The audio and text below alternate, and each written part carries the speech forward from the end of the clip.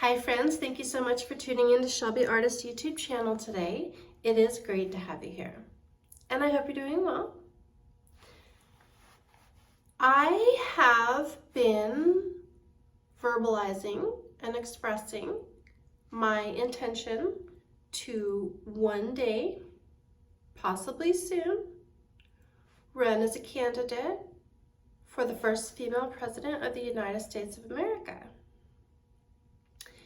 And I received a very random email this morning that prompted this video, and it was from J.R. Johnston, jrjohnston9131992 @gmail.com.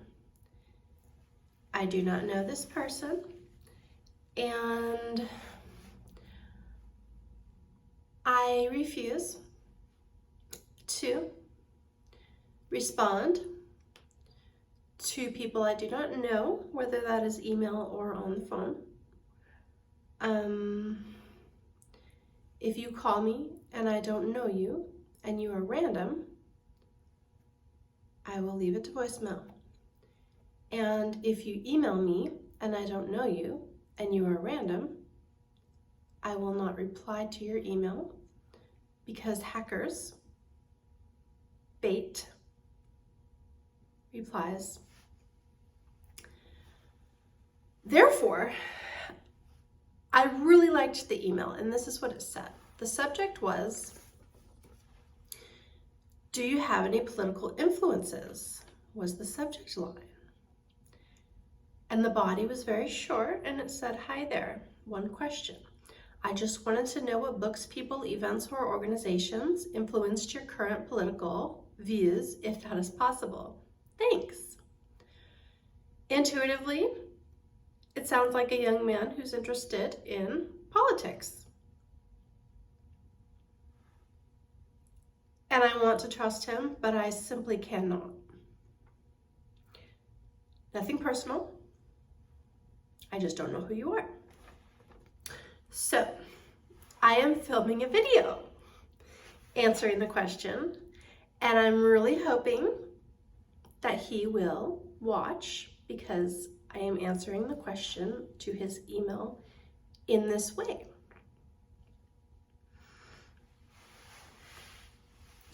This is William Shakespeare because I am in a public library, and in every private room they have a bust sculpture of a different president. The room I got had William Shakespeare. So, of course, I wanted to include him as a historical figure.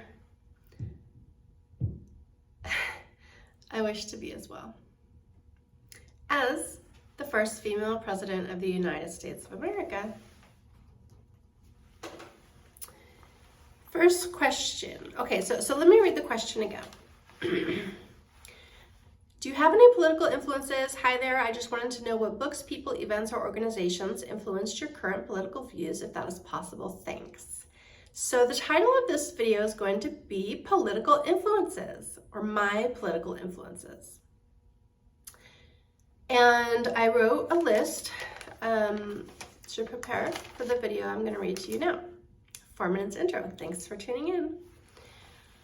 Books. This book influenced me politically.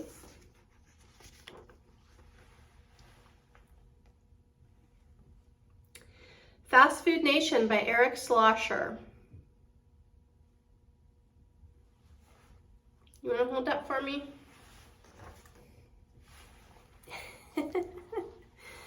All right. Trying to make it look good in the video. Alrighty. A New York Times bestseller, the jaw-dropping expose on how America's fast food industry has shaped the landscape of America. This fascinating study reveals how the fast food industry has altered the landscape of America, widened the gap between the rich and the poor, fueled an epidemic of obesity, and transformed food production throughout the world. Eric Schlosser inspires readers to look beneath the surface of our food system, consider its impact on society, and most of all, think for themselves. This book has changed the way millions of people think about what they eat and helped to launch today's food movement.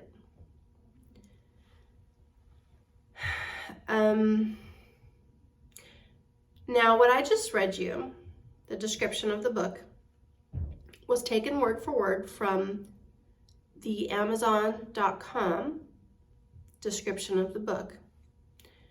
Amazon.com is asking around $6 to $7 for the book, but I've actually seen it advertised on Google and other online companies for like $3. So you can get it for half that price.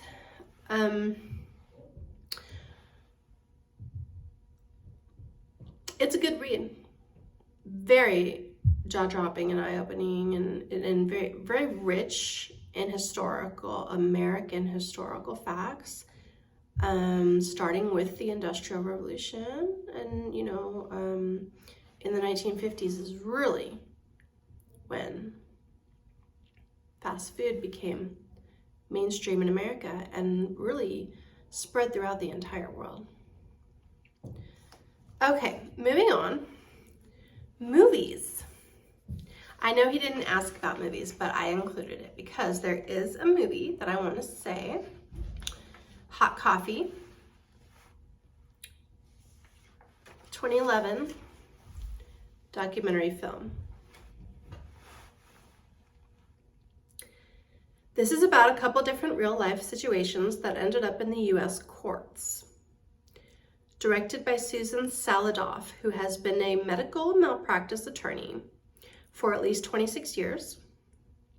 The most concerning case to me was Jamie Lee Jones versus Halliburton. A young woman like me was looking for work for a full-time career job.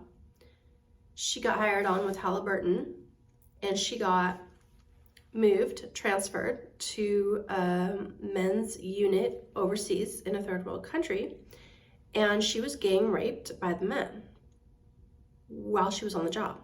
So she tried suing them.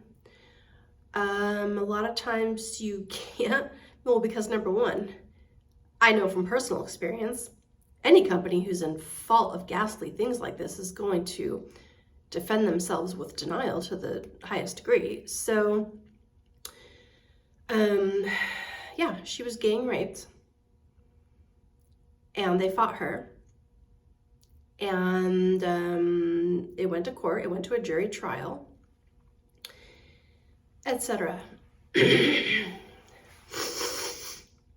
shines a light on our justice system, as well as how all of the imposed arbitration got started. The term hot coffee is about a long time ago in the news. There was a woman who bought hot coffee in the drive-thru at McDonald's, and she spilled it on her lap, and she sued McDonald's and got a lot of money because she blamed them for making the coffee too hot. Alrighty. People who influenced me. The people who influenced me to vote Republican were my parents, my mom and dad, who I just watched all my life vote nothing other than Republican. So I followed that, which I believe is normal. Another reason I continue to vote Republican is watching the Democratic Party act out extremely unconsciously with bullying, violence, and aggression and destruction. Complete chaos is the fruit of the Democrat Party. Destruction.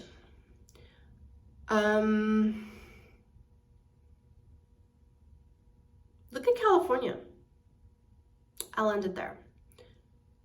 As well as the topics the Democratic Party supports staunchly, very strongly, and uses to represent them, such as murdering our children without any restrictions, open borders, etc., are not things that I can support.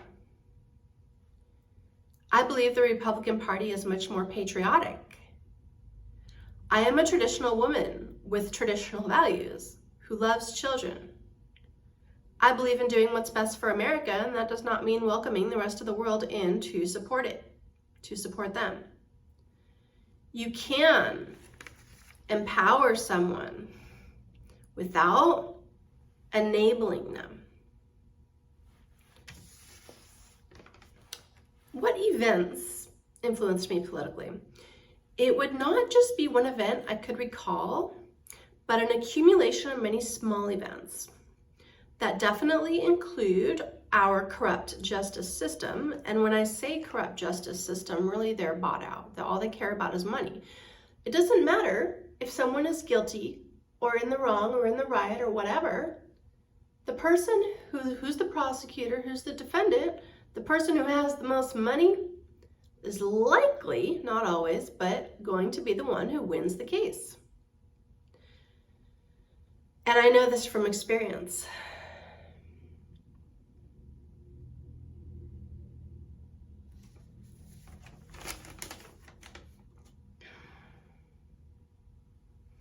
The Pledge of Allegiance is not being said in schools anymore.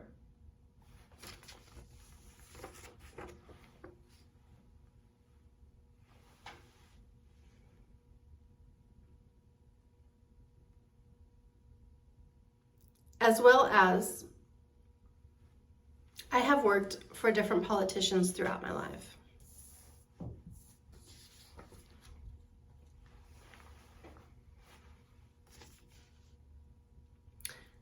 Organizations, wrapping up. I'm not much of a joining a group type of person. I am much more of an individual, independent loner type of person. I don't do groups. Joining clubs, stuff like that, is not something I do. However, the organizations that came to mind that influenced my political views are actually federal organizations who have been very beneficial to me, and therefore I have a huge heart to support and give back to, including, but not limited to, the SWAT team, county welfare systems, Social Security, the Veterans Administration, the Post Office, IRS, and the last but not least, the College Student Federal Financial Aid Department.